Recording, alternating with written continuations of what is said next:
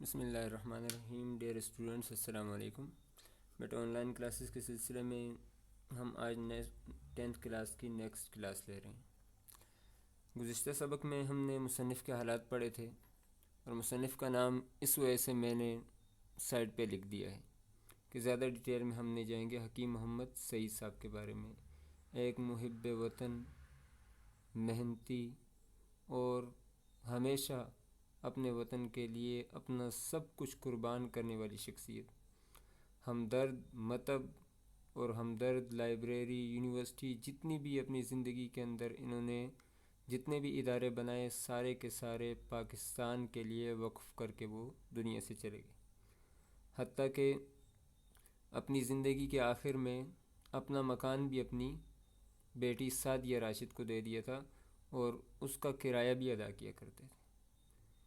ابتدا میں جب پاکستان بنا 1948 میں نے آپ کو بتا دیا تھا پاکستان آ گئے تھے، اور اس کے بعد پاکستان کے لیے ان تک انہوں نے اس طریقے سے محنت کی کہ پاکستان کے سیاسی جتنے بھی رہنما تھے انہوں نے ان کو اپنی سیاسی جماعت میں شامل کرنے کا بار بار ان سے درخواست کی کہ آپ ہماری جماعت میں شامل ہوں، اور 1977 کے اندر پاکستان پیپلز پارٹی نے انہیں باقاعدہ ٹکٹ بھی دے دیا، لیکن انہوں نے کوشش نہیں کی اور وہ ٹکٹ سے دوسری جماعت جیت گئی اور یہ ہار گئی۔ اس کے باوجود آخری عمر میں سندھ کے گورنر بھی رہے 4 مہینے کے لیے، جب نواز شریف کی حکومت برخاست ہو گئی یا انہیں اتار دیا گیا، اور وطن ہی کے لیے اپنی جان بھی قربان کر دی۔ کراچی میں آرام باغ کے مقام پر انہیں شہید کر دیا۔ ان کا جو سبق لکھا ہوا ہے استنبول میں نے آپ کو بتا دیا تھا کہ ترکی کا شہر ہے، یہ ترکی کا شہر ہے۔ اس کے مین پوائنٹس میں نے لکھ دیے ہیں یہ سامنے، اور اس کے بعد ڈیٹیل جو ہے وہ میں نے الگ پیج پر لکھی ہوئی ہے۔ صنف ادب کے اعتبار سے ہمارا سبق سفرنامہ ہے۔ سفرنامے کی تعریف بھی ہم نے گزشتہ سبق میں کر لی تھی کہ جب کوئی مسافر یا سیاح اپنے سفر کی رودات لکھتا ہے، مشاہدات لکھتا ہے اور قلبی واردات لکھتا ہے، جو اس پر بیتی ہوتی ہے یا اس نے جو پریکٹیکل میں دیکھا ہوتا ہے، وہ ساری کی ساری باتیں لکھ ڈالتا ہے، اور اس کے اندر اس کا اپنا ذاتی تجربہ بھی شامل ہوتا ہے۔ وہ اس میں اس سے ملی ہوئی کوئی چیز اور بھی ایڈ کر سکتا ہے، تو اسے سفرنامہ کہا جاتا ہے، جس کی تعریف ہم نے پڑھ لی۔ تو آ جاتے ہیں ہم آج اپنے سبق کی طرف۔ سبق کا نام ہے استنبول۔ اب استنبول یہ موجودہ جو ترکی کا شہر ہے یہ ہے۔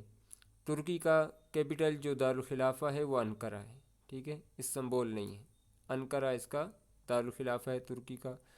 لیکن استنبول ترکی کا سب سے بڑا شہر ہے، ترکی کا سب سے بڑا شہر ہے، اور دنیا کا 5واں بڑا شہر ہے، دنیا کا 5واں بڑا شہر ہے آبادی کے اعتبار سے۔ اور یورپ میں اگر دیکھا جائے تو یورپ کا سب سے بڑا شہر استنبول کہلاتا ہے آبادی کے اعتبار سے۔ اب آ جاتے ہیں استنبول کا پرانا نام۔ استنبول کو 2 پرانے ناموں سے پہچانا جاتا ہے۔ ایک جو قدیم نام تھا اس نام کو بازنطین کہتے ہیں، اس نام کو کیا کہتے ہیں؟ بازنطین کہا جاتا ہے۔ اور یہ بازنطین جو ہے شہر بنا تھا 667 قبل مسیح میں۔ یہ کب بنا تھا؟ 667 قبل مسیح میں۔ یہ آپ کے سامنے میں نے پوائنٹس لکھے ہوئے ہیں، ٹھیک ہے جی، 667 قبل مسیح 667 اس شہر کی بنیاد رکھی گئی تھی، جس کا پہلا نام کیا تھا؟ بازنطین تھا۔ اب یہ قبل مسیح کیا ہے؟ قاف میم لکھا جاتا ہے۔ 3 قسم کی تاریخیں مشہور ہیں جو آپ دیکھتے ہیں، وہ کون کون سی ہیں وہ بھی میں نے آپ کے لیے لکھ دی ہیں۔ ایک لکھا ہوتا ہے قاف میم، تو قاف میم کا مطلب ہے قبل مسیح، حضرت عیسیٰ علیہ السلام کے زمانے سے پہلے جو زمانہ گزر چکا ہے اسے قبل مسیح کہتے ہیں۔ جیسے ہم سقراط کے بارے میں کہتے ہیں 369 قبل مسیح، یا اس طریقے سے باقی جتنے بھی فلاسفر گزرے ہیں، ٹھیک ہے، ارسطو، یہ بھی قبل مسیح میں گزرا ہے۔ تو قاف میم جہاں بھی لکھا ہوا نظر آئے گا تو اس سے حضرت عیسیٰ علیہ السلام سے پہلے کا زمانہ مراد ہے۔ پھر اس کے بعد ایک تاریخ آ جاتی ہے عیسوی، عین لکھا ہوتا ہے، اکثر ڈیٹس لکھی ہوتی ہیں اور اس کے آگے عین لکھ دیا جاتا ہے، تو اس سے مراد ہوتا ہے عیسوی، حضرت عیسیٰ علیہ السلام کی ولادت کے بعد سے جو تاریخ شروع کی جاتی ہے اسے عیسوی کہتے ہیں۔ جیسے آج کے اعتبار سے ہم دیکھتے ہیں تو آج 19 اگست سن 2020 عیسوی ہے، 19 اگست سن 2020 عیسوی ہے، اور ایک تاریخ ایسی ہوتی ہے جس کے آگے ہے لکھا ہوتا ہے، ٹھیک ہے، یہ جو گول ہا ہوتی ہے، چشمی ہا، تو اس کو ہجری تاریخ کہتے ہیں۔ یہ ہجری تاریخ کب سے شروع ہوئی؟ یہ ہجری تاریخ آپ صلی اللہ علیہ وسلم کے ہجرت کرنے کے بعد، ٹھیک ہے، آپ صلی اللہ علیہ وسلم نے 53 سال کی عمر میں ہجرت فرمائی تھی مکہ سے مدینہ کی طرف، تو اس کے بعد جو تاریخ ہے وہ ہجری کہلاتی ہے۔ یہ 3 قسم کی تاریخیں مشہور ہیں۔ آ جاتے ہیں ہم اپنے سبق کی طرف۔ تو پرانا نام کیا ہے جی؟ پرانا نام ہے بازنطین، پرانا نام بازنطین ہے۔ اب یہ بازنطین جو نام ہے یہ 330 عیسوی میں، ٹھیک ہے جی، 330 عیسوی میں، یہ 667 قبل مسیح میں یہ رکھا گیا ہے بازنطین اس کا نام، اور یہ شہر بازنطینی ریاست کا دارالحکومت بھی رہا ہے۔ یہ شہر دارالحکومت رہا ہے بازنطینی خلافت کا۔ اب اس کے بعد آ جاتے ہیں دوسرا نام۔ اسی شہر کا نام پہلے بازنطین تھا استنبول کا، پھر اس کا نام کیا پڑ گیا؟ قسطنطنیہ، ٹھیک ہے جی۔ یہ 330 عیسوی میں اس کا نام رکھا گیا۔ کب رکھا گیا؟ 330 عیسوی میں، یعنی حضرت عیسیٰ علیہ السلام کے آنے کے 330 سال بعد اس کا نام قسطنطنیہ رکھا گیا۔ روم کا ایک بادشاہ تھا جو قسطنطین اس کا نام تھا، تو اس نے اپنے ہی نام پر اس شہر کا نام کیا رکھ دیا؟ قسطنطنیہ۔ اور علامہ محمد اقبال نے اپنی نظم بلاد اسلامیہ میں اس شہر کا تذکرہ بھی کیا ہے۔ تو پہلا جو ہمارا پوائنٹ تھا یہ سامنے آ گیا، پرانا نام۔ تو پرانا نام ایک ہے بازنطین اور ایک ہے قسطنطنیہ، پرانا نام تو یہ ہو گیا۔ اب اس کے بعد آ جاتے ہیں اس شہر کا جغرافیہ، یہ شہر کیسا ہے، کہاں پر واقع ہے۔ تو اس شہر کے بارے میں آپ کو بتا دیتے ہیں۔ جغرافیے کے اعتبار سے یہ 2 بر اعظموں، ٹھیک ہے، 2 بر اعظموں ایشیا اور یورپ میں واقع ہے۔ کہاں کہاں واقع ہے؟ ایشیا اور یورپ، ٹھیک ہے، 2 بر اعظموں میں ہے۔ 70% اس کا حصہ ایشیا میں ہے اور 30% اس کا حصہ کہاں پر ہے؟ یورپ میں واقع ہے، اور بحیرہ روم اور بحیرہ احمر کے درمیان واقع ہے۔ کہاں واقع ہے؟ بحیرہ روم اور بحیرہ احمر کے درمیان واقع ہے۔ ترکی کا سب سے بڑا شہر ہے، دنیا کا 5ویں نمبر کا بڑا شہر ہے، اور یورپ کا سب سے بڑا شہر ہے، ٹھیک ہے جی۔ یہ باتیں آپ کو ابتدا میں بھی میں نے بتا دی تھی۔ اور یہ مثلث نما شہر ہے، تکون، ٹھیک ہے جی، تکون نما شہر ہے، اور 2 اطراف سے پانی میں گرا ہوا ہے۔ یہ بات بھی آپ کو پتہ چل گئی کہ اس شہر کا جغرافیہ کیا ہے۔ تو یہ جغرافیے کے اعتبار سے تکون شہر ہے۔ کیسا شہر ہے جی؟ تکون، مثلث نما شہر ہے۔ جیسے ہم یہ کہہ سکتے ہیں کہ یہ شہر کیسا ہے؟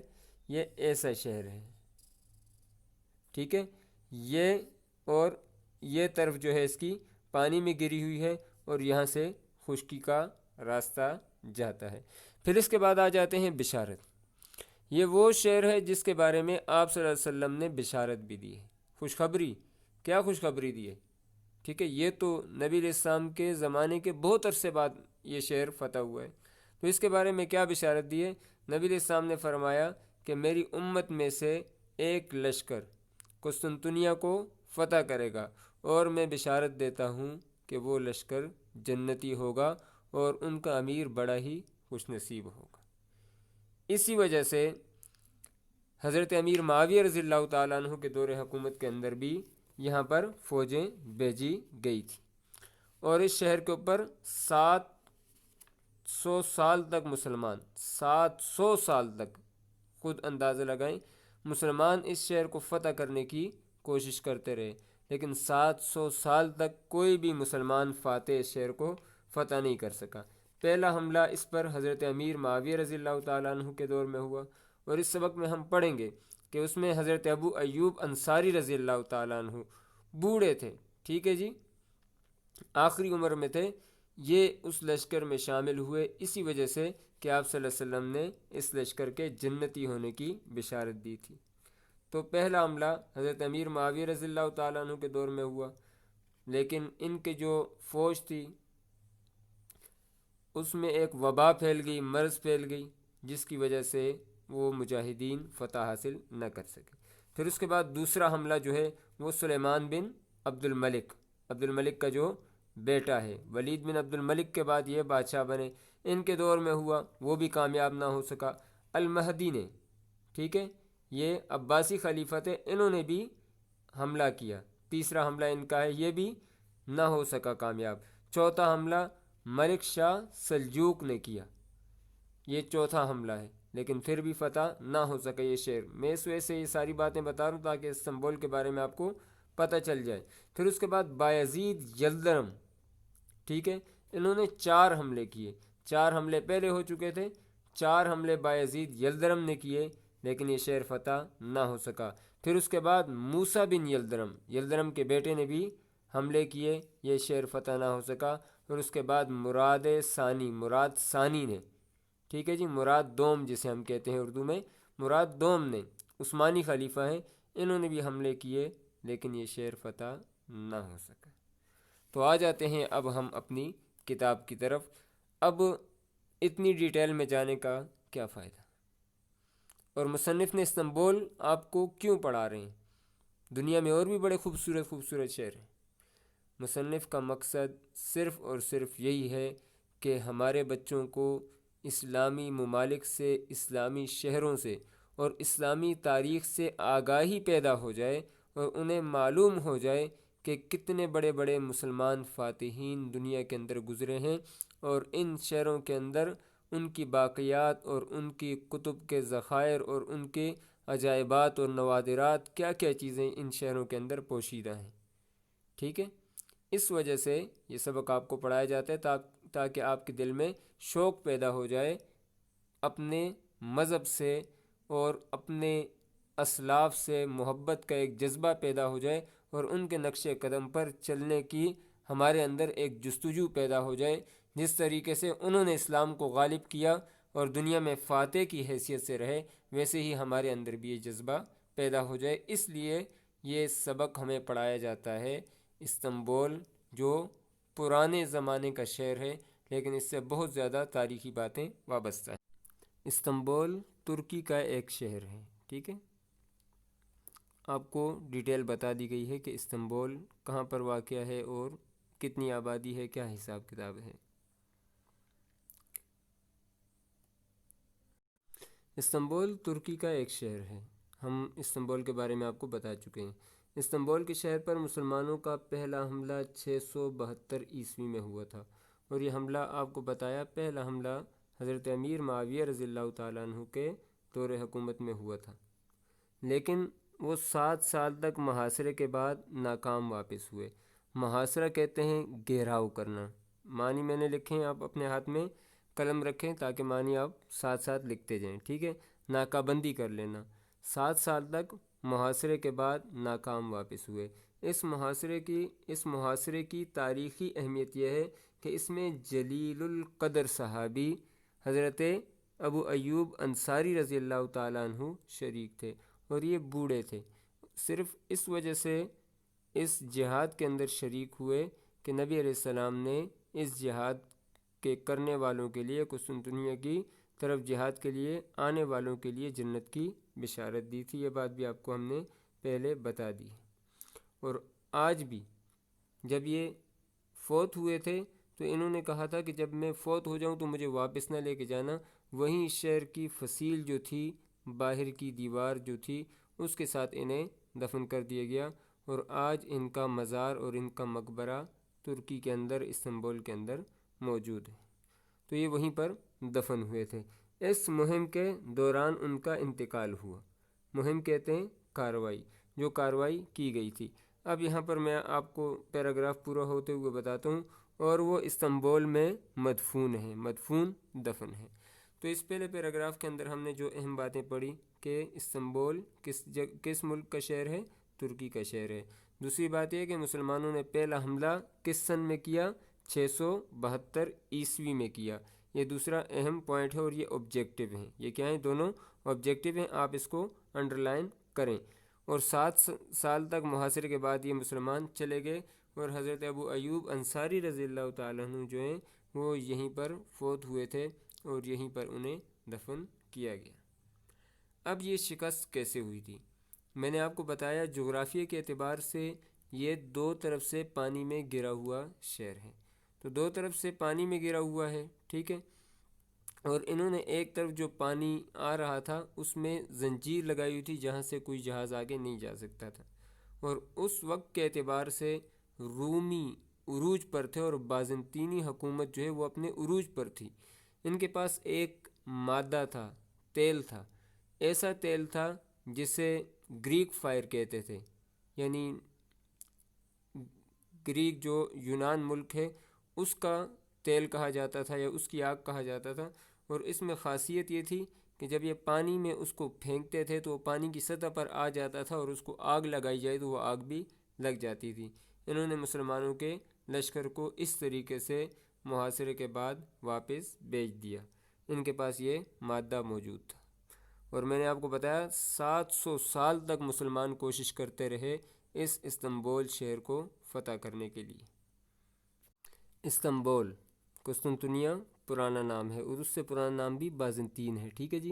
कुस्तुनतुनिया की फ़तह मुराद सानी के बेटे मोहम्मद सानी, हम मुराद दोम पढ़ेंगे उर्दू में, ठीक है। सानी अरबी ज़बान में दूसरे को कहते हैं, ठीक है। अव्वल सानी सालिस हो गए। तो मुराद सानी के बेटे मोहम्मद सानी, मोहम्मद सानी मोहम्मद दोम के लिए जिसे मोहम्मद फ़ातेह भी कहा जाता है। पैराग्राफ ख़त्म हो जाए मैं डिटेल में बताता हूँ।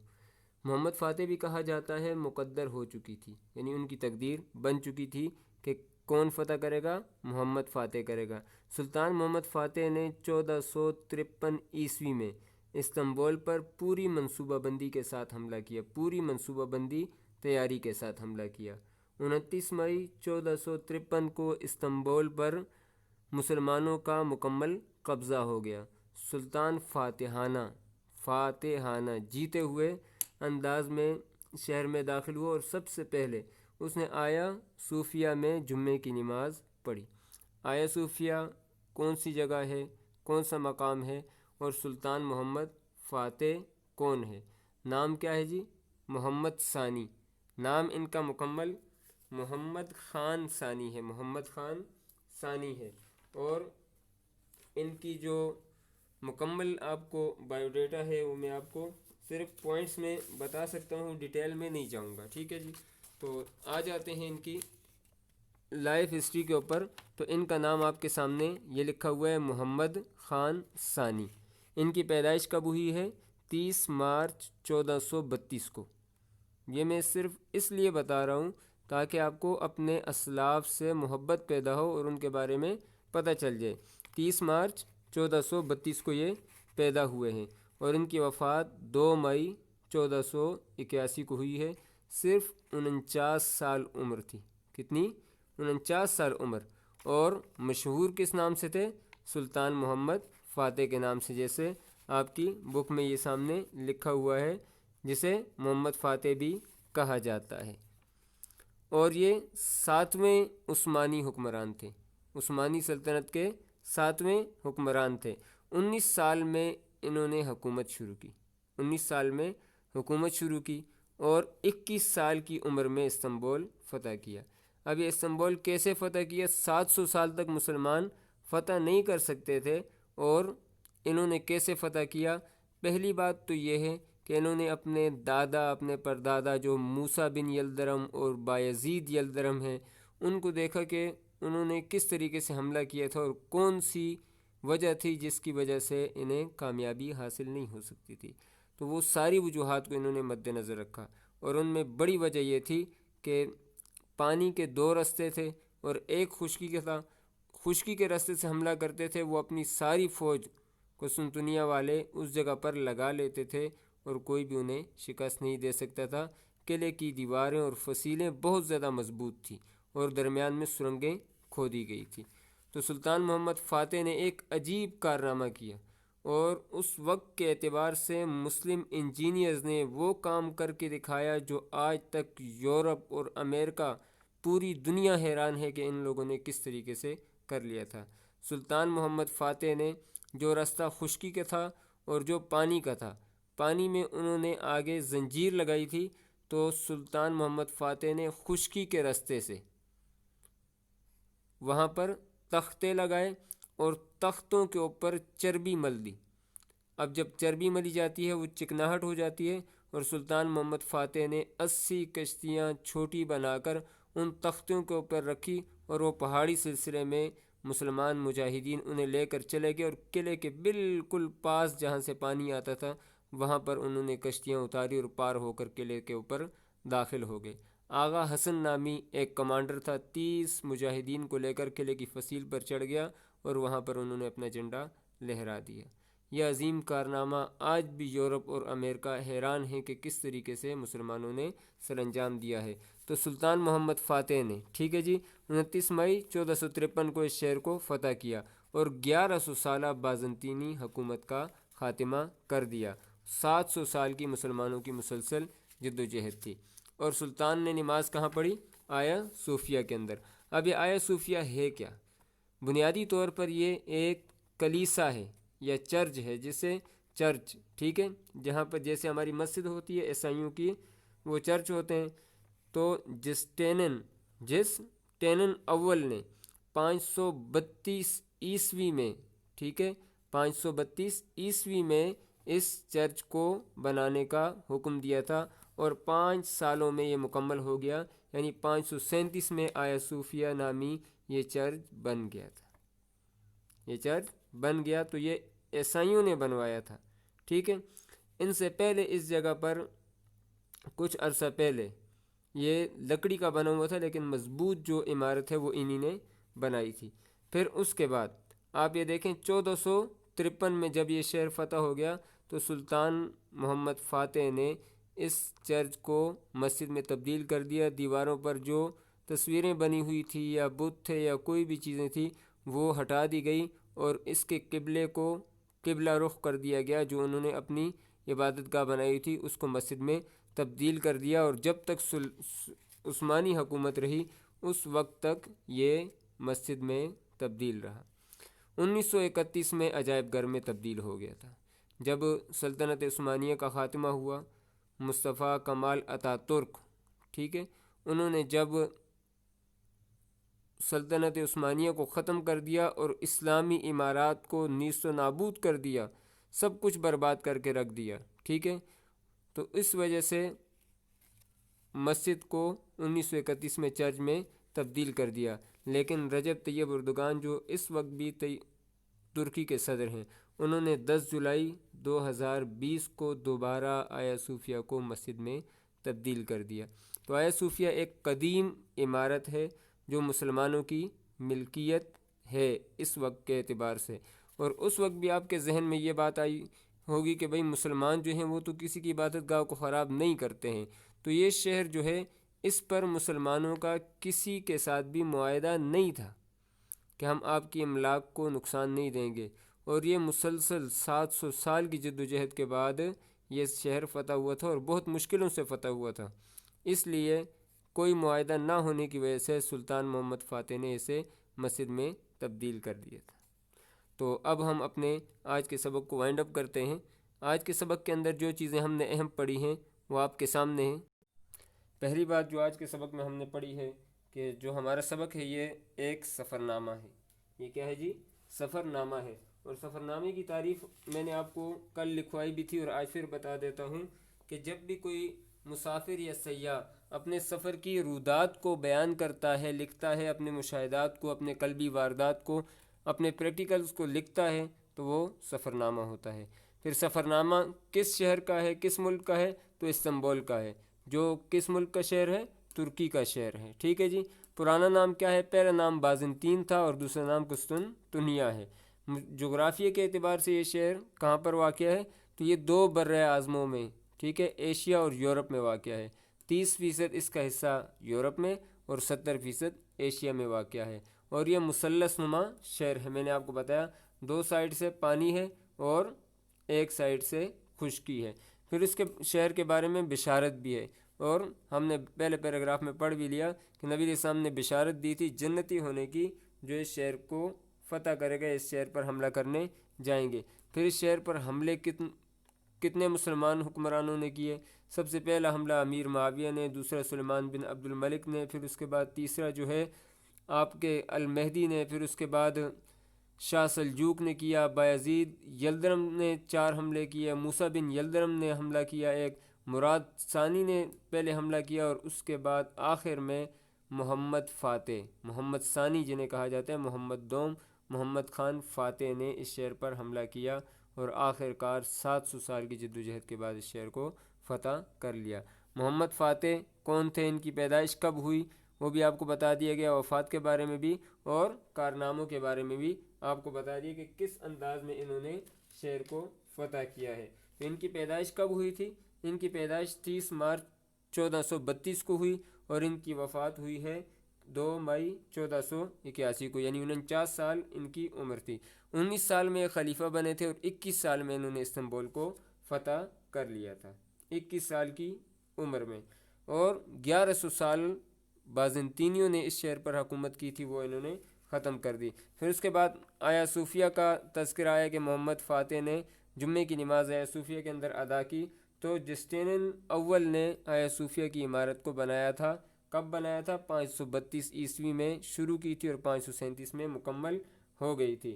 پھر اس کے بعد 1453 میں اسے مصر میں تبدیل کر دیا گیا، اور جب تک عثمانی خلافت رہی اس وقت تک یہ مسجد میں تبدیل رہی، اور جب عثمانی خلافت ختم ہو گئی مصطفیٰ کمال اتاترک نے 1931 میں اسے عجائب گھر بنا دیا، اور 1936 میں عام لوگوں کے لیے کھول دیا۔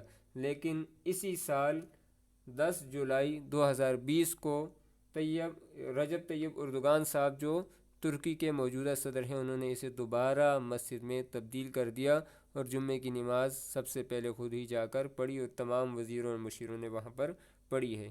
یہ ایک اچھا سائن ہے مسلمانوں کے لیے۔ تو آج کے سبق کو ہم نے پڑھ لیا، اور پڑھنے کا میں نے آپ کو مقصد بتایا کہ یہ اسلامی فتوحات اور اسلامی فاتحین سے آگاہی کی وجہ سے مصنف نے اس سبق کو چنا ہے، اور اس شہر میں جو اسلام کی یادگاریں ہیں ان سے آگاہی کے لیے یہ سبق کتاب میں شامل ہوا ہے۔ سبق کا مقصد یہ ہے، اس لیے میں نے ڈیٹیل میں ان مقامات کی اور ان لوگوں کے بارے میں آپ کو بتایا ہے۔